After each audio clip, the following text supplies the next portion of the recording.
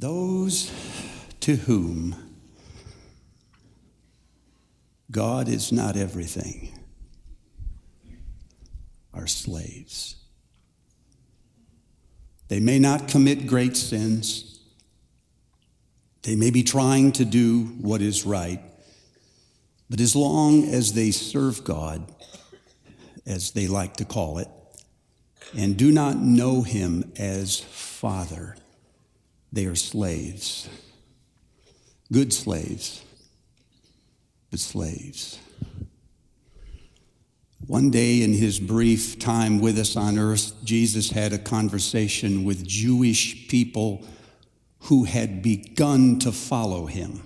They were already liking what they heard, beginning to become a disciple of Jesus. And he said to them, if you continue in my word,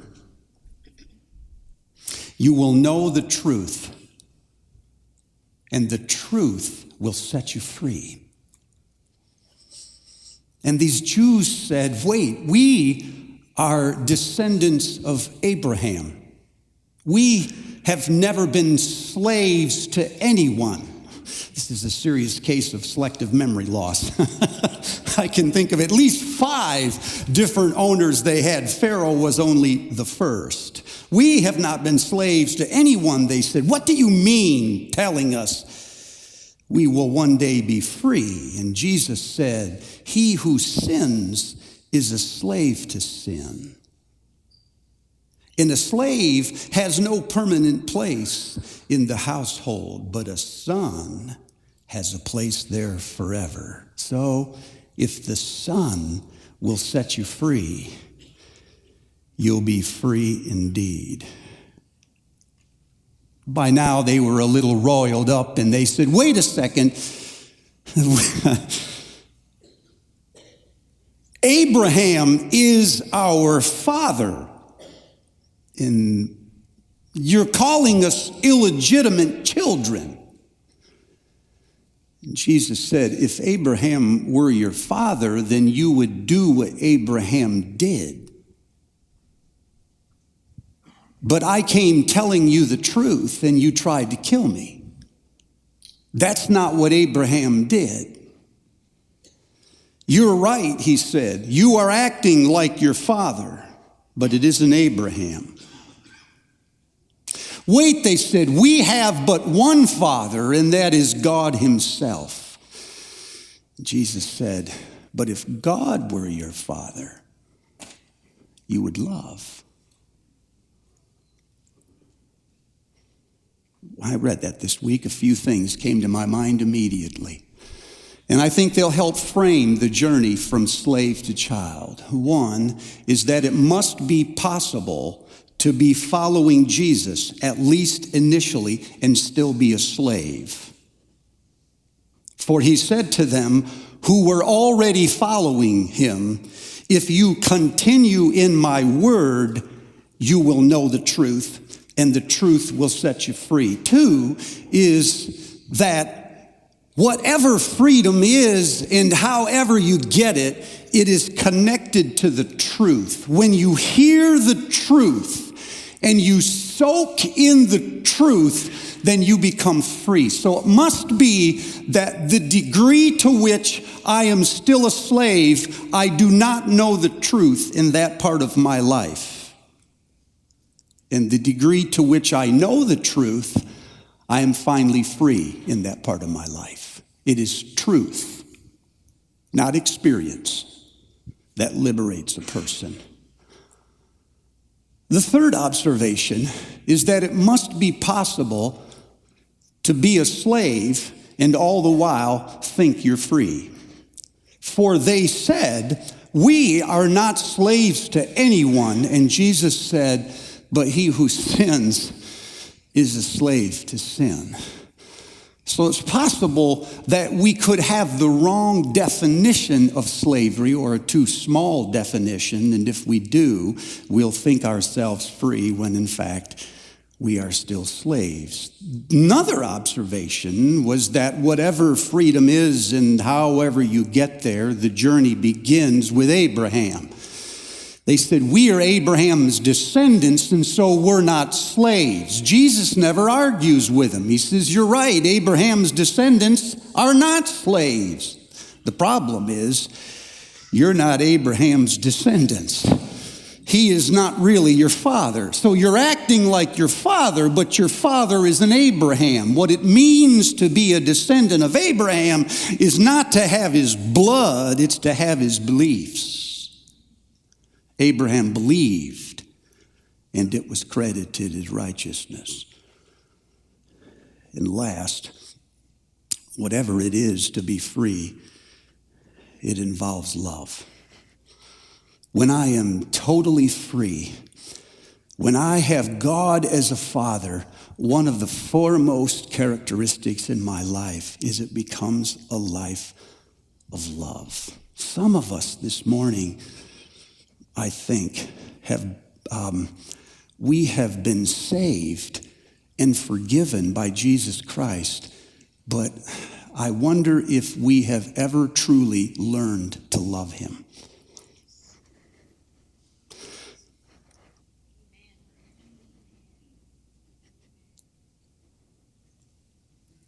We were taught to obey, but obedience does not always produce love. It's supposed to, but you can get stuck in obedience. And some of you this morning were taught to love God, but it never translated into obedience. But love, when it is real, always obeys. So I'm asking myself, how can a group of people like the Jews who had already started to follow him miss all of this? How can you think that you are free when in fact you're a slave? How can you have the prophets, 700, 800 years of sermons in front of you and you not? Well, they had Isaiah's sermons in front of them all the time. Isaiah said, the Spirit of the Lord is upon me, has anointed me to proclaim freedom for the prisoners, release the oppressed. They knew those words like, you know, I have a dream. Free at last, free at last. Thank God Almighty, I'm free at last. They could cite Isaiah in exactly the same way and yet not see that the prisoners Isaiah was talking about was themselves, not somebody else. When Julius Lester was 10 years old, his dad received a large envelope in the mail, had bold letters on it. There was a company that was promising to research the Lester family tree and tell them their lineage. Julius, at 10, he said, I was excited to see it until my father acted like he was going to throw it away. He said, Dad, don't you want to know the history of our family? His dad just said, I don't need nobody to tell me the history of my family. I know where we came from. Our family tree doesn't go any further back than a bill of sale. Lester is not our last name. It's the last name of the family that owned us. Julius said those were some of the most formative words in my life. So in 1963, he headed off to the Library of Congress and started reading interviews done with ex-slaves in the 1930s. He compiled his interviews, his stories, looking for his own family history. He came across the stories of different slaves from the 1800s. He arranged them around themes in order to show us that slavery was not what we thought it was in American history. There were currents underneath it that were carrying every living thing along. Of all of the stories that Lester tells in his book, To Be a Slave, two that strike me the most are stories of slaves who were free, but they never heard about it. They were in the South, and so their owners never told them. In some states, it was against the law to teach slaves to read. They knew then that an educated mass could revolt, so they kept them ignorant. And so months and sometimes years after Lincoln signed the Emancipation Proclamation, it went into law January 1, 1863, they kept them in complete silence. In the state of Texas, they celebrate to this day a thing called Juneteenth. You might have heard of it. It's the time in 1863 when 2,000 federal troops from the north embarked and landed in Galveston, Texas, in order to take over the city and enforce the emancipation that Lincoln had given. When they got there, they noticed slaves still working out in the fields. And when they said, "What are you doing?" They said, "We're doing what we've always done." "You've not heard?" "Heard what?" "The president has signed your release." So the following morning, he stood up on top of a balcony in Galveston, Texas, and read General Order Number 3. And in the presence of all those slaves, he stated an edict from the President of the United States that all of the slaves in the state of Texas were now free. Their relationship with their masters from this day forward shall be the relationship of a worker to a boss, paid fair wages. Can you imagine hearing for the first time that your fate was not what you thought it was? The other problem in the stories are those who knew that they were free, but they went back. They could have left, but they went back because they could not imagine a life other than the one they had. Because the one they had, while it was not good, at least made sense. There were boundaries. We knew who we were and we knew who the white people were. And as long as we knew the boundaries, we could function. We knew our place. We could not imagine living in some other place all on our own. And so as the South began to crumble and the owners began to lose their slaves and then their land, they took drastic measures. One owner sent a slave, Josiah Henson, north with a cohort of other slaves. Told them to hide them in northern part of Kentucky until the trouble with politics was over, then I'll come up and get them. When Josiah took his fellow slaves to the Ohio River, which was the boundary of freedom, they put a raft and floated across the Ohio River. When they embarked on the other side, they were officially free. More than half of the slaves on the raft disembarked. They turned and told Josiah, "Come with us." He refused. This is what he said. He said, "I am the property of my owner. If I will ever be free, I will buy my freedom. I'll earn it. For me to leave my owner," he said, "is the equivalent of stealing his property. I'm too decent a man for that." These are troubling stories, aren't they? Some who could have left, but they never heard. And some who heard, but they never left. When I read story after story in different books on our history and slavery, a few things came to mind which will frame the rest of this discussion. One of them, and you should know this, is that slavery is an idea.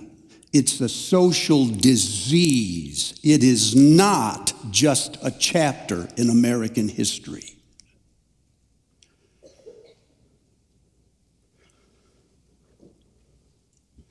It has many expressions. The one that you find repulsive is the expression in American history, but it goes back thousands of years, and it is built on the premise of defying a person's image as a reflection of God. Slavery is built on the idea that a person is reduced to their function. They are nothing more than what they can do for us.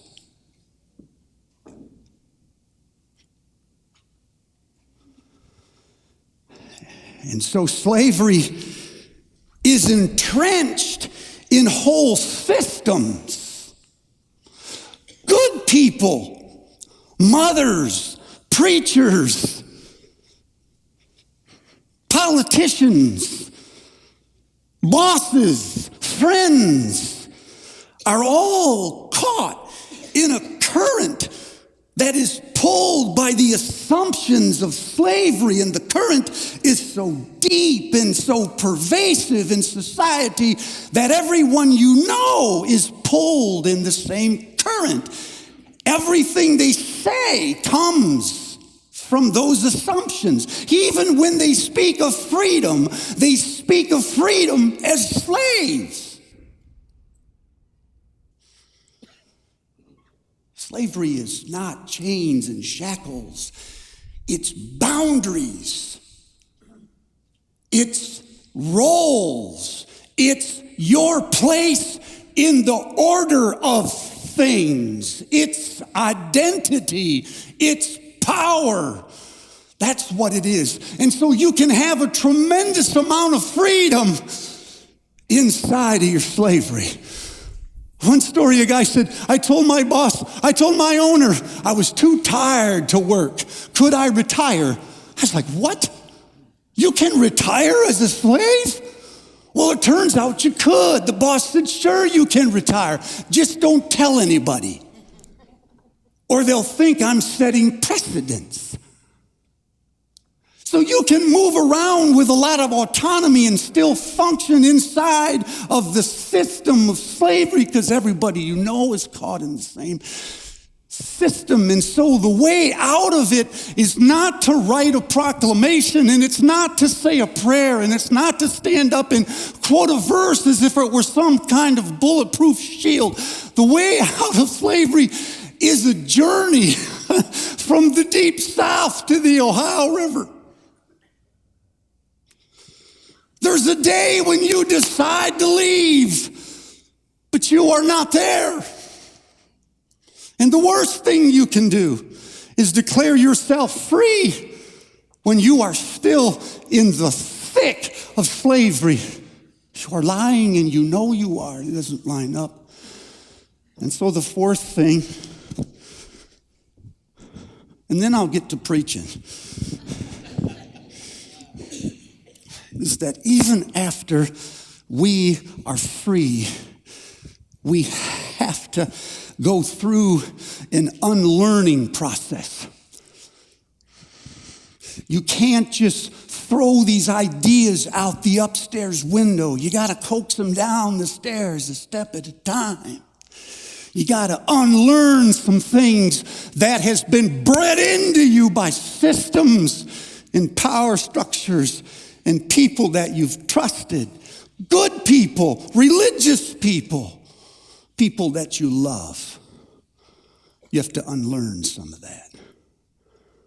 Well, all of this has me wondering about ways in which you and I might still be slaves. Are you starting to wonder? The most obvious way is addictions.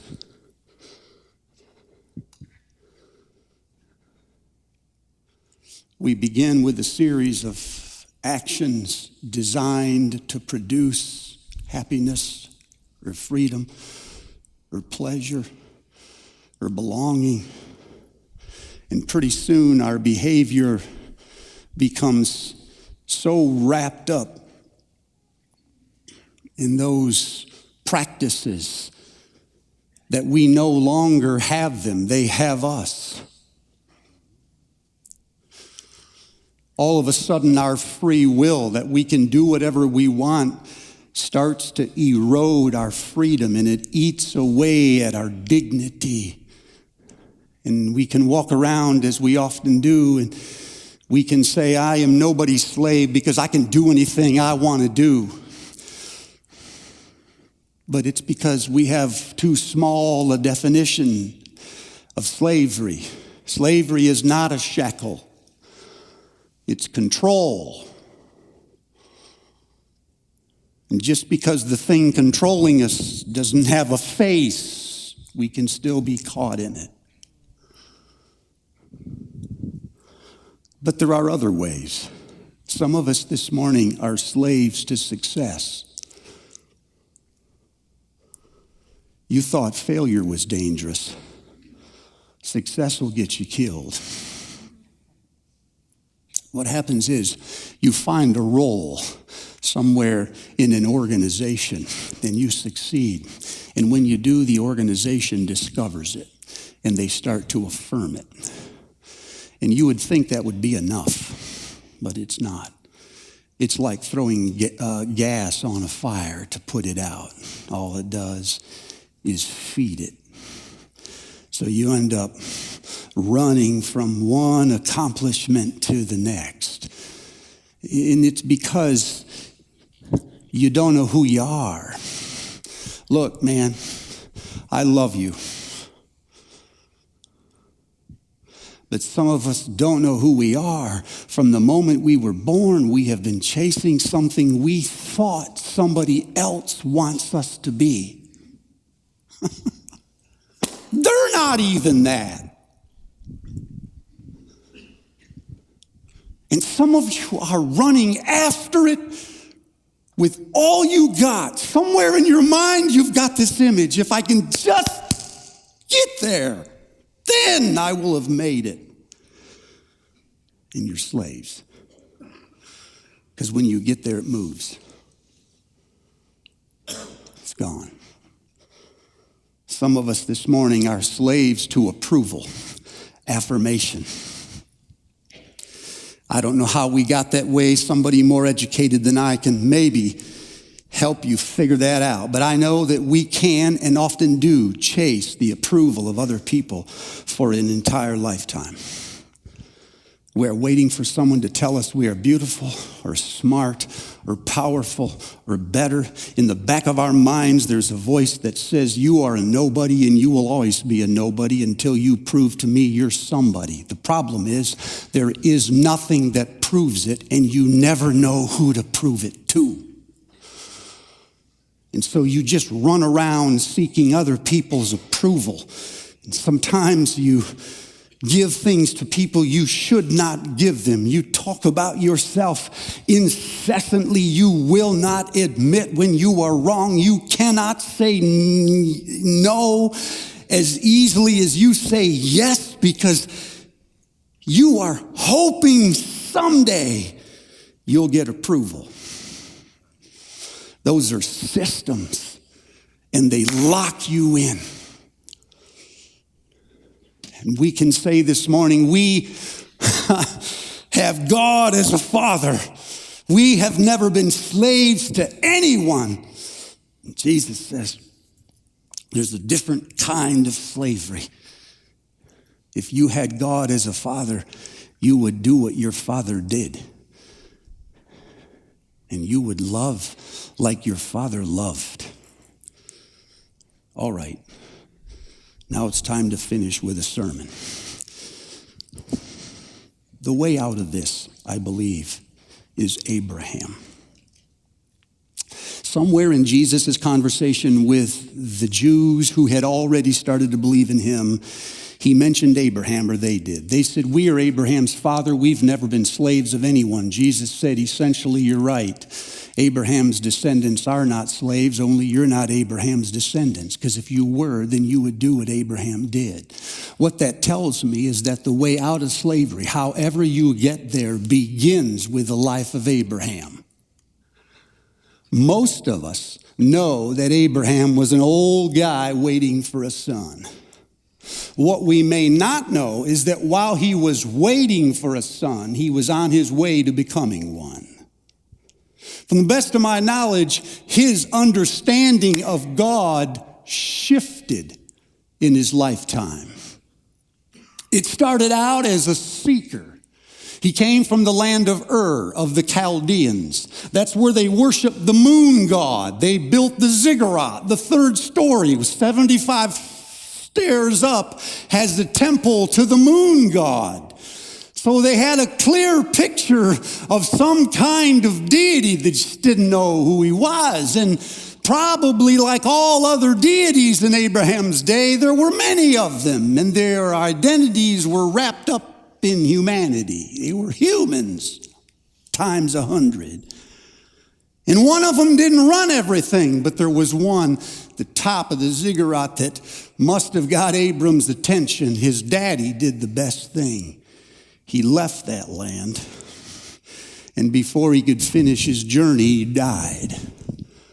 So Abraham started out with this idea of a God who is a force, a supernatural being, a mind, a principle, something to be understood. We grasp him primarily with our minds. Some of you are still caught in this mode, aren't you? You love theology.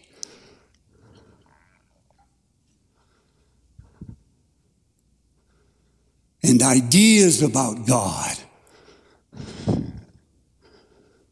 Till one day you wake up and realize there's somebody there on the other end of that idea. And he is a mind and a person all his own. That's a transformation. You're leaving seekerhood. It's time for another mode. From there, Abram goes into the role of a servant. God is a monarch. He's a king. He's a sovereign. He's the Lord, and we are all his servants. And so the moment God says to Abraham, I'm going to give you a son, he hears, we better have a son. He turns a promise into a law.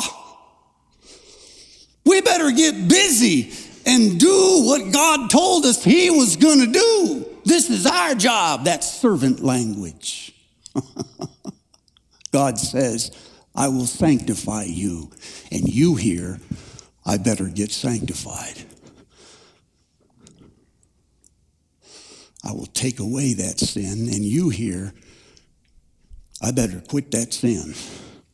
That's servant language. Some of us in the room this morning are trapped in servant language. It's not bad, but you're stuck there. You think about being owned by God more than you are related to him. You even speak of being used by God as if your function was determined solely by the one who owns you. You speak of salvation as being justified more than you speak of being adopted. When you pray, it's always, Lord, never, Father.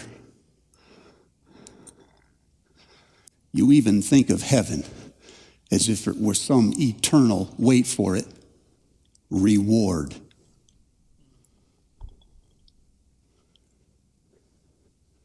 You got visions of stars on your crown. Never occurred to you heaven is an inheritance. Every son or daughter has one. Some of y'all been trying to earn what he's written in the will.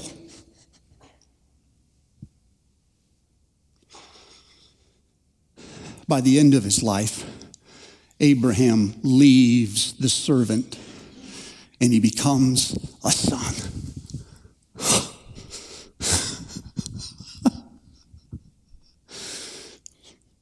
At the sacrifice of Isaac, he understands his identity as a son. Now, here's what I'm thinking, you guys.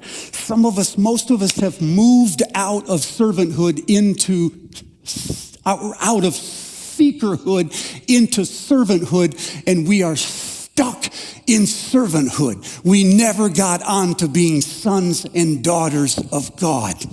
I don't think you ever leave them behind. I'm not asking you to leave and say, well, Pastor Steve said, I am not a servant of God. That is not what I said. I said, I want you to read servant verses like sons and daughters, when in fact, y'all been reading sons and daughter versus like servants. So I'm just asking you to change your operating system. And I'm not telling you to throw out metaphors and verses because they don't fit. I'm just saying maybe those verses that you've been clinging to are not the main ones. There's others.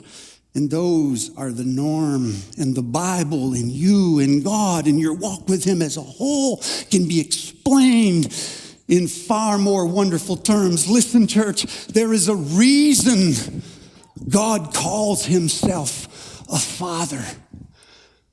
There is a reason being saved is called born again. There is a reason the second member of the Trinity is called the Son, that He was born and did not appear, that He grew in wisdom and stature just like you. There's a reason He is called a joint heir. It's whole Father language.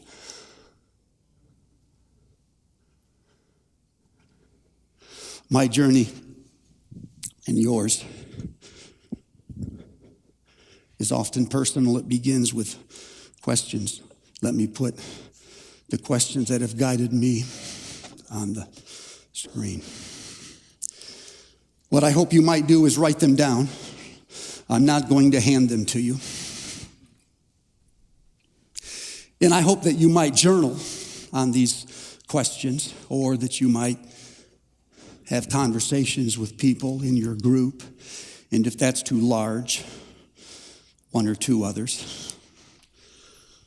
What image comes to mind when I hear the word God or think about Him? Where did I get that image? Better yet, where did they get it? And how sure am I that it's right? 3, what is that image doing to me? What effect does it have on my personality, my religion, my relationships, my work? And 4, what effect am I having on it? What am I doing to get in front of it?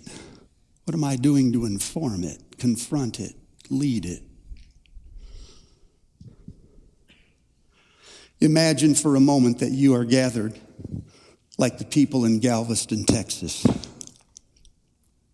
You've been working all week in your fields.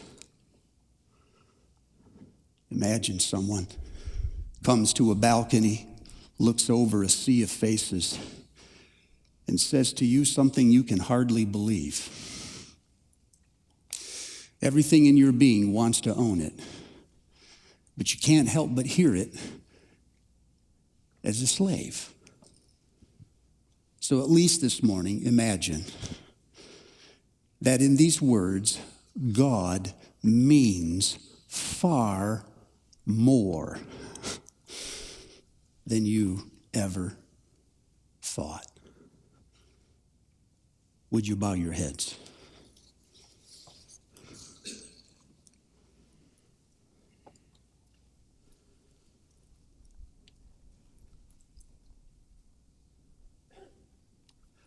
To all who believed Him and accepted Him, God gave the right to become children of God. They are reborn, not with a physical birth resulting from human passion or plan, but a birth that comes from God. That's the way it was with us before Christ came.